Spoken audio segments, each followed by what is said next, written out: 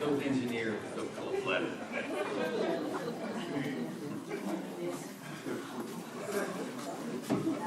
You're welcome.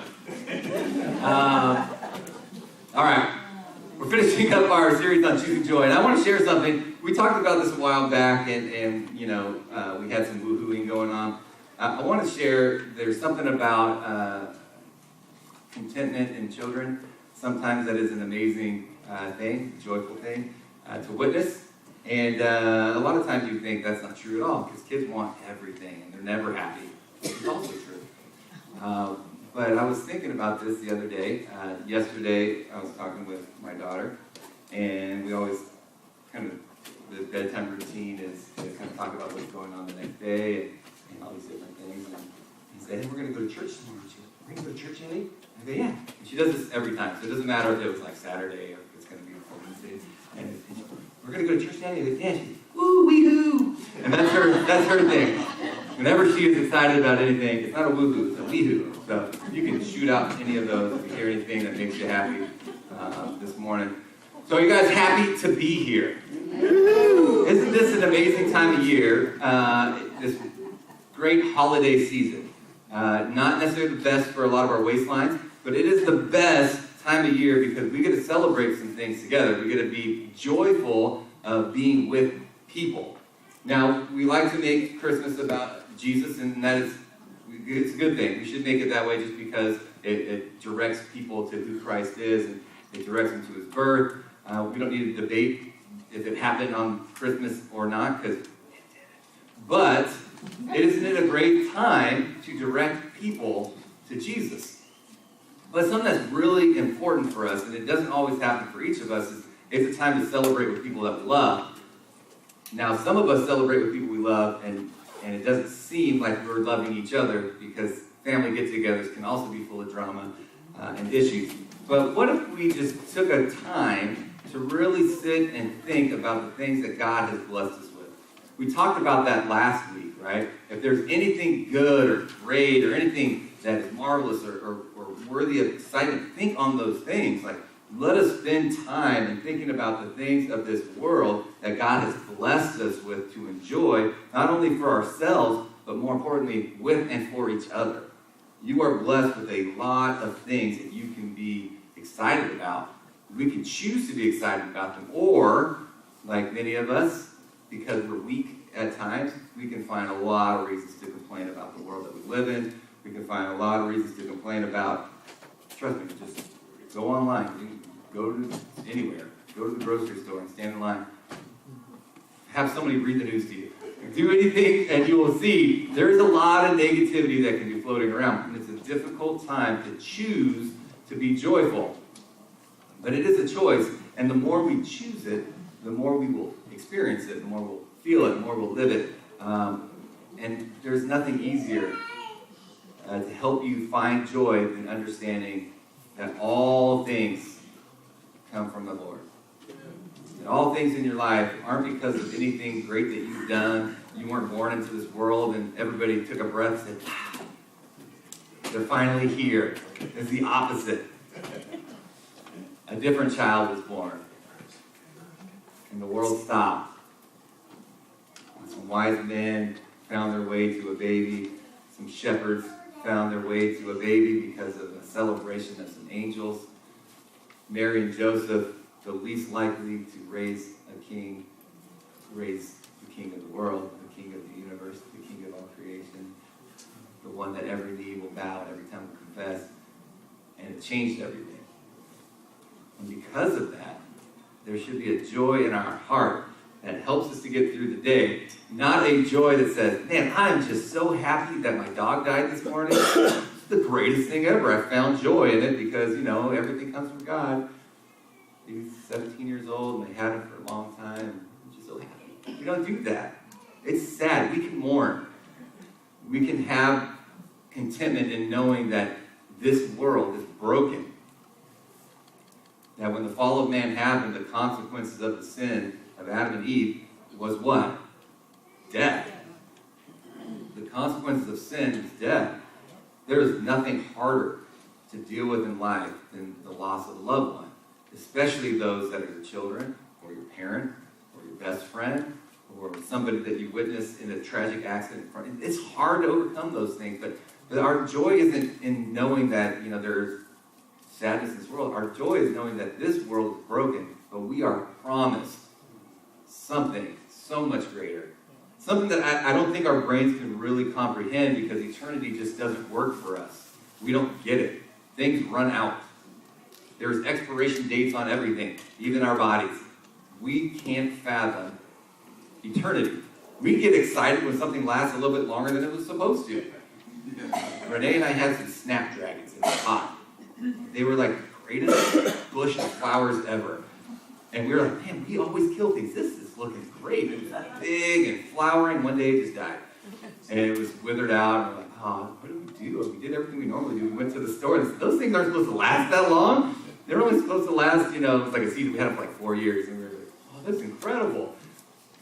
We get excited if something just barely makes it past. We smell the milk that was like already expired a little bit. Like, it's still good. For one more bowl of cereal, we have joy within us because it lasted just that much longer.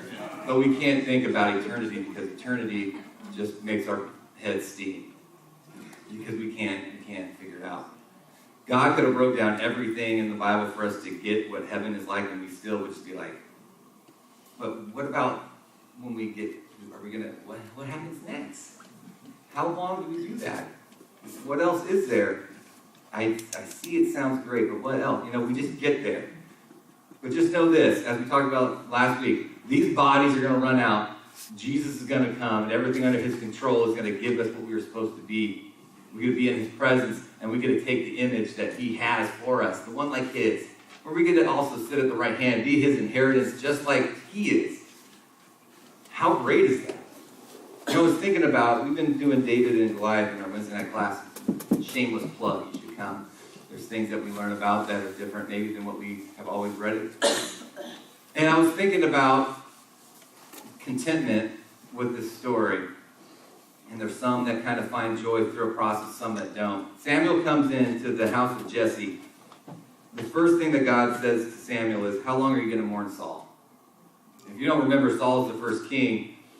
Saul was chosen because the people of Israel wanted to have a king, like everybody else. God was their king, but instead, because they saw everybody else, and they were comparing, and they didn't like where they stood, they felt, we need a king too. Everybody else's king was big and strong and conquered things, so maybe we should have that too. Saul was that guy. God gave them who they wanted. But Saul kind of lost favor with God. Samuel was the one that anointed him, got him all ready. And now, God is done with him. And he says, I have somebody better, somebody else. This is one that I'm going to choose. So how long are you going to mourn this guy? Okay, get over it.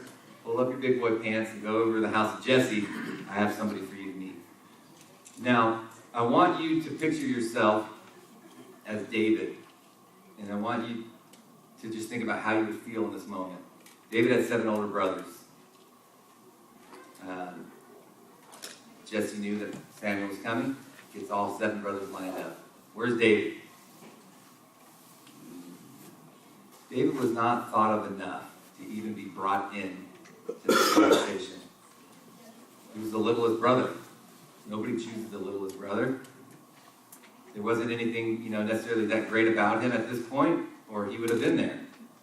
Even his brothers were probably like, David, you don't need to come. Go take care of the sheep. This is the adults' table. Stay with the kids. And Samuel starts to go down. The biggest brother comes up, strutting it. And Samuel just thinks, this has to be the guy. And God says, nope, keep moving on. And this is the word that will burn in Eliab for a long time. It says, I've already rejected him. You look at the outside. That's what people do. I am choosing what is on the inside. So have them keep going through. And they get to the last 7th brother, and he goes, nope. And Samuel has to ask Jesse, is there another one? Oh yeah, but that guy's out in the field. We're not going to sit down until that kid comes in. I don't know how David must have felt, because at that point, that sounds pretty much like a rejection of who you are, and where you stand in your household and how they feel about you. I mean, it's not throw you in a well and sell you into slavery bad, but it's not like, hey, come in here, let's support each other, and any one of us can be king, let's do this. It wasn't like that. But David rolls in, and he goes, this is the one.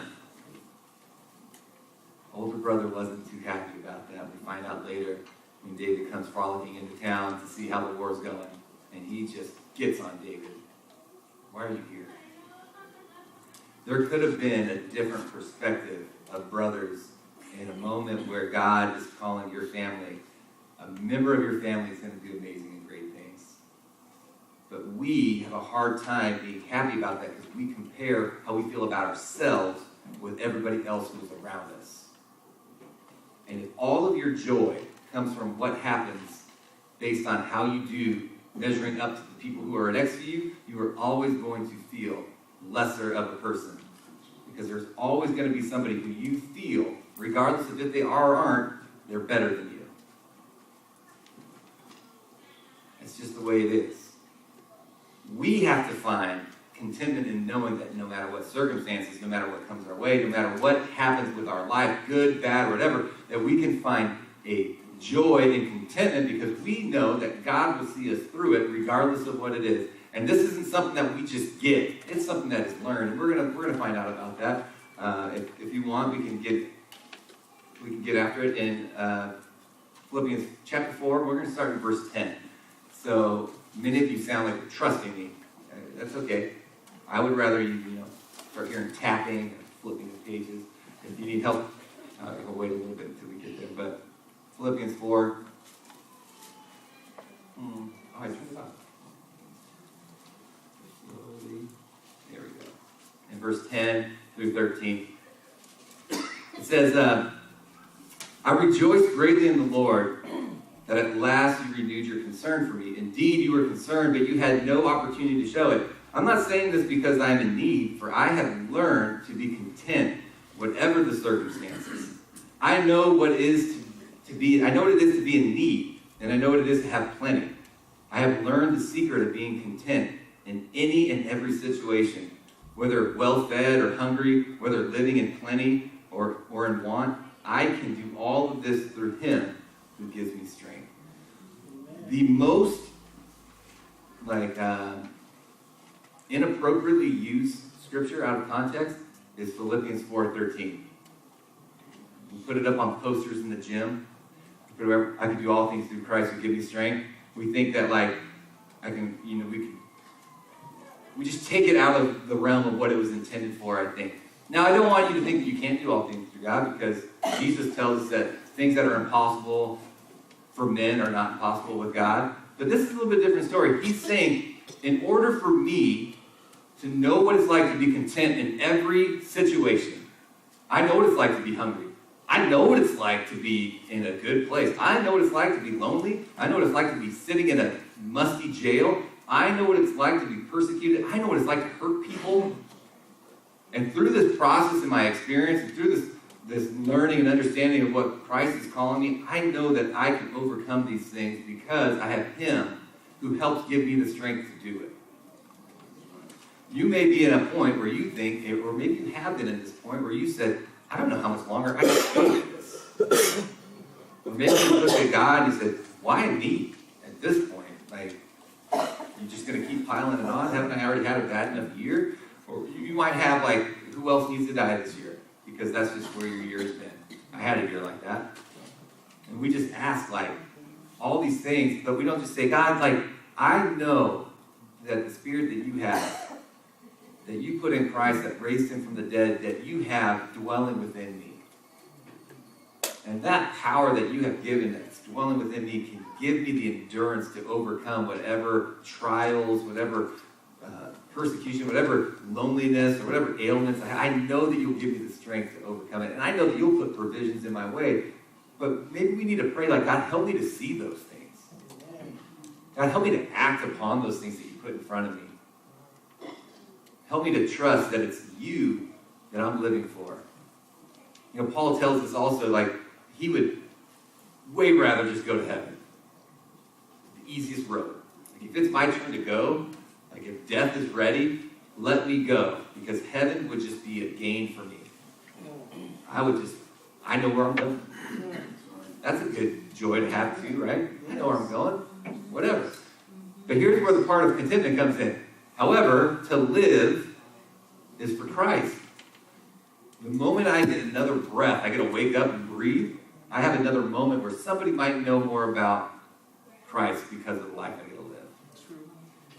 I get another breath, I get another opportunity, I get another day. You know what? And you might fail in that day.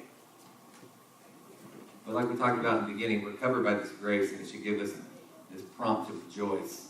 That's why last week we started, rejoice always. And he repeats himself. I'm going to say this again, rejoice. And the word that they use in that breakdown, I guess, with the Greek is like living within the grace of God.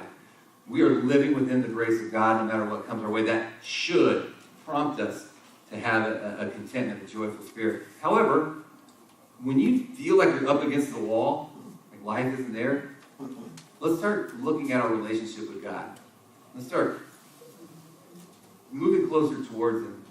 I was listening to, I was reading this book. It's called The Comeback by a minister named, I think it's like Louis Giglio or something like that. And he was talking about the comeback of the prodigal son. And there's no analogy of a story, a parable, that better describes James's idea of like when you grow closer to the Father, He comes closer to you. He was talking about when the prodigal son was returning after he just lived this terrible life. He thought he knew what he needed. And he was wasting all the money that he got. He was having friends that were just loose friends. And when all of his money ran out, all of his friends ran out. He's sitting in the bottom of a pig pit, and he says, my dad's servants have better life than me. And he starts to make the road back. You don't have to have hit bottom to start making your road back closer to God. You may have a great relationship with God, but you can still make your road even closer to who He is. And he uses this analogy of the prodigal son. He said, I bet you the moment that his father, while sitting on that porch, looking down the entryway to their property, waiting for his son every day to return, sees the tip of his head coming up the hill, he already started running towards him. He didn't wait for him to already get there and say, I'm glad you found your way back. He ran to him the moment he knew his son was coming back home. He ran to him, embraced him. We may be going through it. Start making the journey back.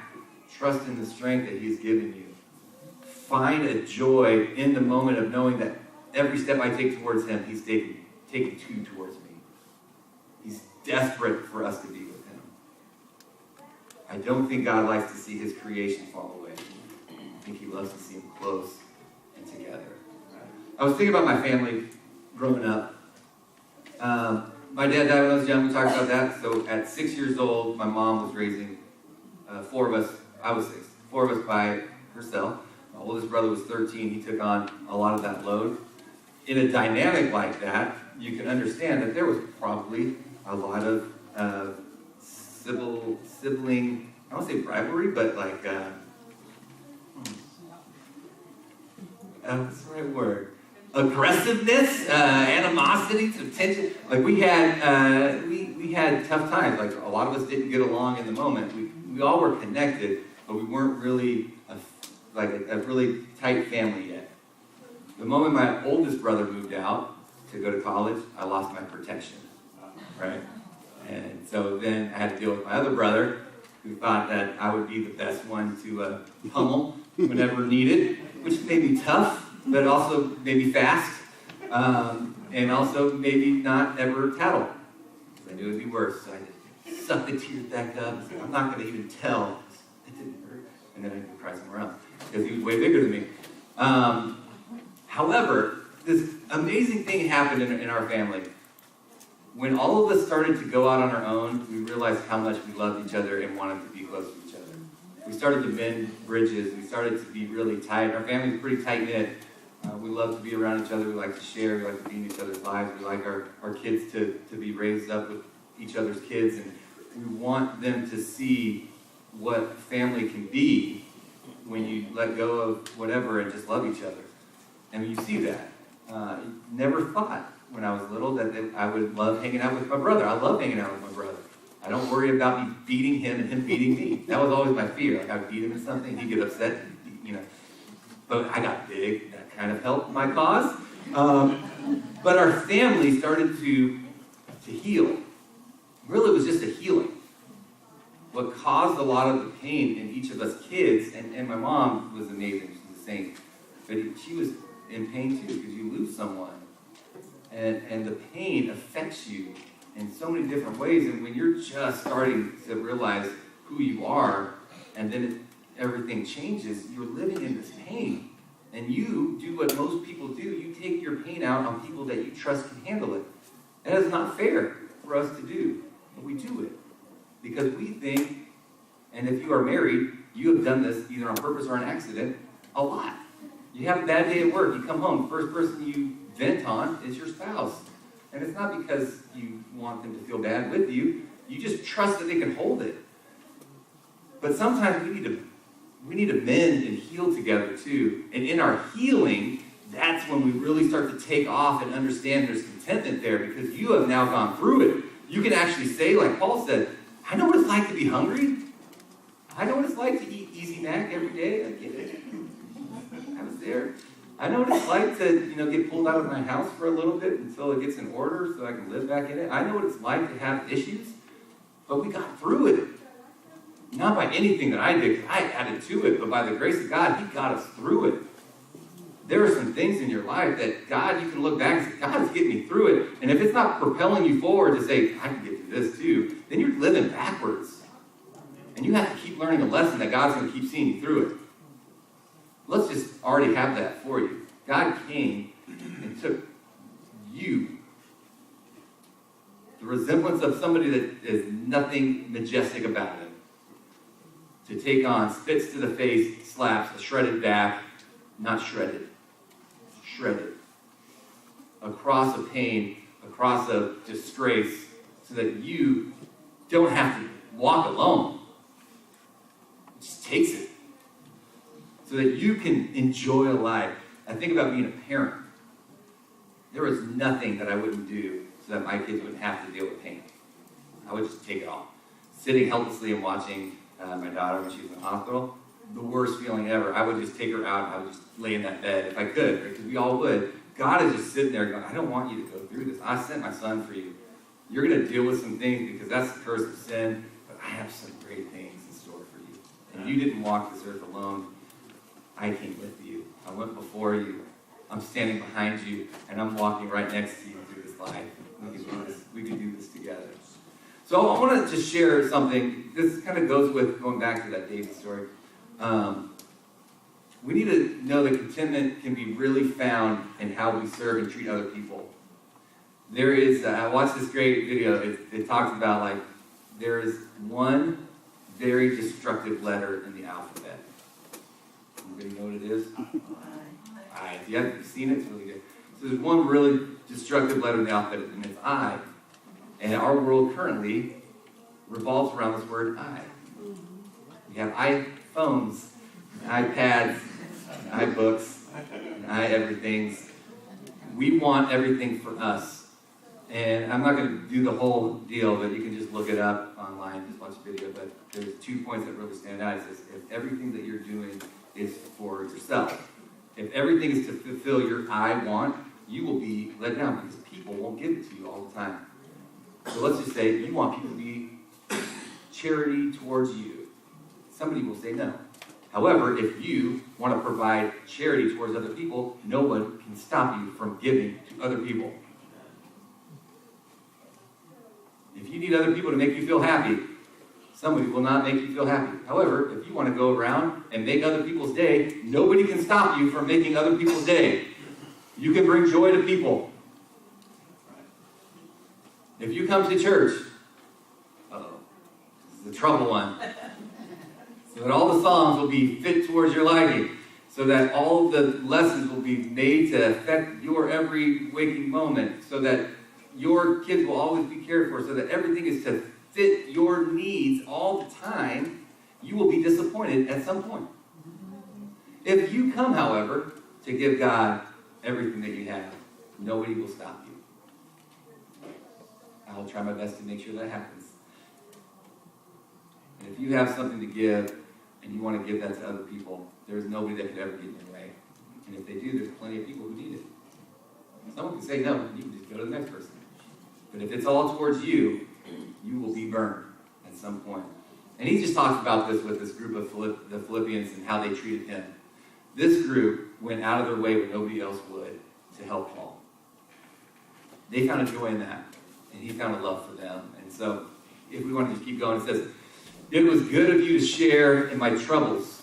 Moreover, as you Philippians know, in the early days of your acquaintance with the gospel," I got to read it on my own book. I just can't read that far anymore. "Moreover, as you Philippians know, in the early days of our acquaintance with the gospel, when I set out from Macedonia, not one church shared with me in the matter of giving and receiving, except you only. For even when I was in Thessalonica, you sent me aid more than once when I was in need. Not that I desired your gifts. What I desire is that more is credited to you on your account. I receive full payment and have more than enough. I am amply supplied now that I have received from Epaphroditus the gifts that you sent. They are a fragrant offering, an acceptable sacrifice, pleasing to God."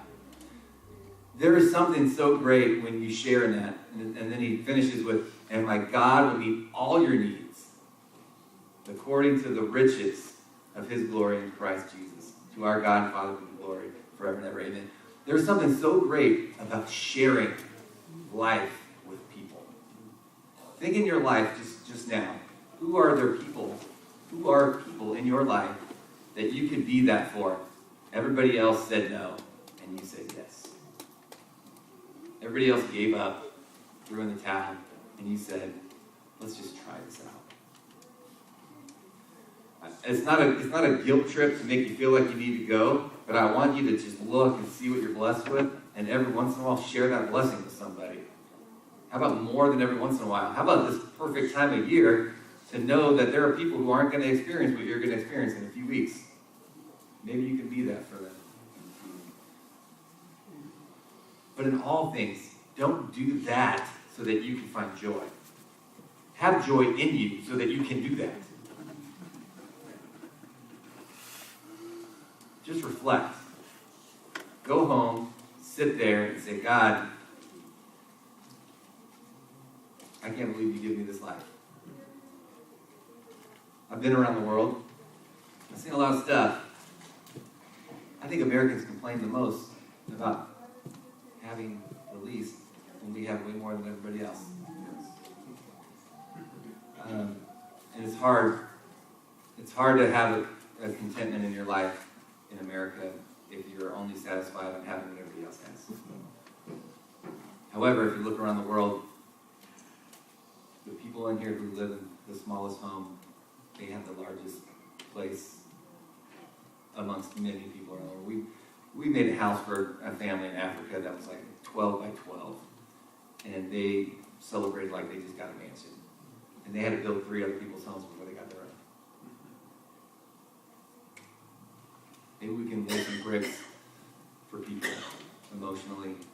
Maybe we can start laying some bricks for people to gain a better understanding of who Christ is. Maybe that's your build, and then you'll start to enjoy that mansion that you already have prepared for you. And it may be small here on this earth, but God has something so great for you.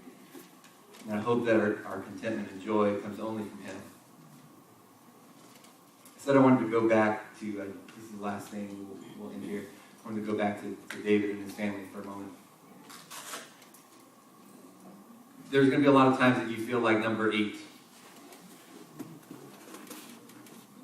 The greatest thing that has ever happened to anybody that was not Jesus happened to the number 8. David, who was left out by his family because he wasn't worthy of being there, ends up being the king that every other king was compared to. He ended up being called a man after God's own heart. Still screwed up, but he found a connection with God in a way that only David had. While David was out there in the fields with the sheep, he was worshiping God. We know this because we read Psalms.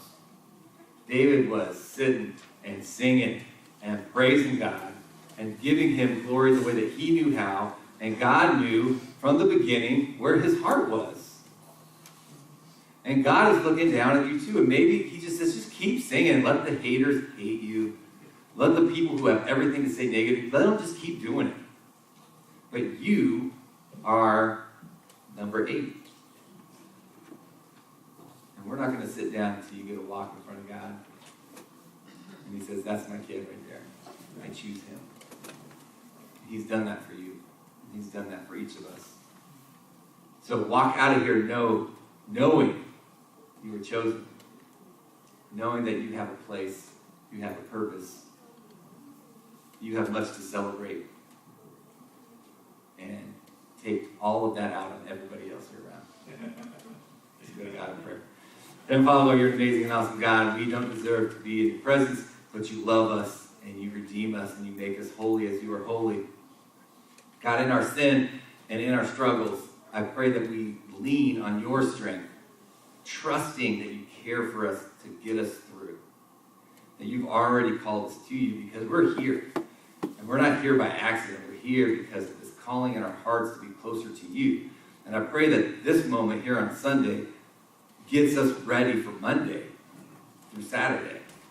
That the people that come in our lives, good, bad, or whatever, they will experience what our life is like in a way that brings them to you because we are so there already. I pray that each day, no matter how good a relationship we have or how bad, that we take steps towards you so that we can feel your presence even better. And as we feel that presence of your Son, we should have a confidence that there is nothing that will ever separate us from the love that you have for us. Not angels or demons, things that are in the future, things that are in the past. There will be nothing ever that can separate us from the love that you have for us. Just let us remember that. Let us reflect on that. Let us live in that, God. Each day, each week, each minute. And if you bless us with more, God, let us use it to glorify you. We are so in love with you, God, because you love us first. And I pray that we live a life worthy of that love, God. I pray this in your Son's name. Amen.